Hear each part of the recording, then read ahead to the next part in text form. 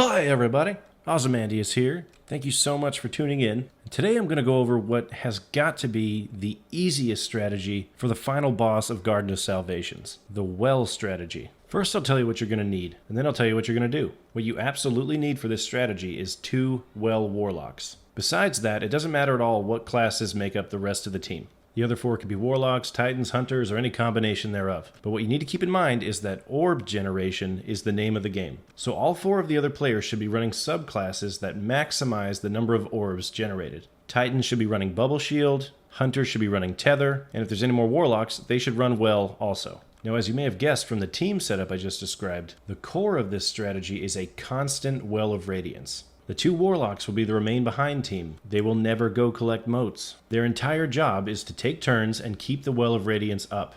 Everyone else's job is to ensure that these 2 warlocks always have enough orbs to get their super back, as well as going and collecting motes like every other strategy you've ever tried. The other 4 players will be divided into 2 mote collecting teams with 2 players in each. The way that this all works is that all 6 players, whenever they're not on the other side of the portal collecting motes, always return to this platform right in front of the boss. This is where the warlocks will be constantly putting the well. As long as everyone's standing in this well, the only thing that can kill you is a Cyclops, so make sure you get them down immediately. This means you don't have to worry about rebuilding the floor that the boss has been destroying all along. It's an entire pain-in-the-ass mechanic that you can get rid of and just completely ignore. As long as there's a well, you can always stand right here. If you're not one of the remain behind warlocks, every time you get back to the well, you pop your super every chance you get. If you're a titan, for example, stand right up against the back of the platform and drop your bubble like you see here. Again, the whole point is to make orbs for the warlocks, but as a bonus, it helps keep people alive. Plus, you still get the bonus damage if you walk through it at the back of the platform. If you're a hunter, you throw your tether down as often as you can around the platform.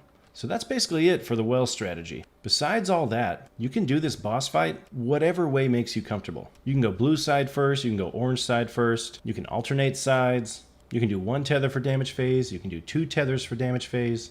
What this strategy does is it simplifies the hell out of this fight, and it drastically increases survivability for everyone. In this video, my team was running 4 warlocks and 2 titans. So the other 2 warlocks would constantly be putting down wells, even if there was already a well up, just for the orbs. And the titans would put a bubble behind the platform every time their super was full. So again, you can use any strategy you want, but my team did team 1 went blue, then team 2 went blue, team 1 went orange, then team 2 went orange. We used a 4-man tether team that got both tethers for damage phase. And for weapons, we had a weird combination of Izanagi's and Whisper the Worm. Now this time it took us 4 damage phases to get the boss down, because we botched one of the damage phases when somebody accidentally popped one of the Cyclopses, and nobody noticed until the Cyclops killed a few of us during damage phase. But that's how survivable this strategy is. If it takes you 4 phases, that's no problem. But if you find that your warlocks have absolutely no problem getting their wells back, if there's more orbs than you really need, then feel free to have a couple players switch from the orb generating super to a more high damage super. Alright, so that's the well strategy. Go give it a shot and let me know how it goes in the comment section.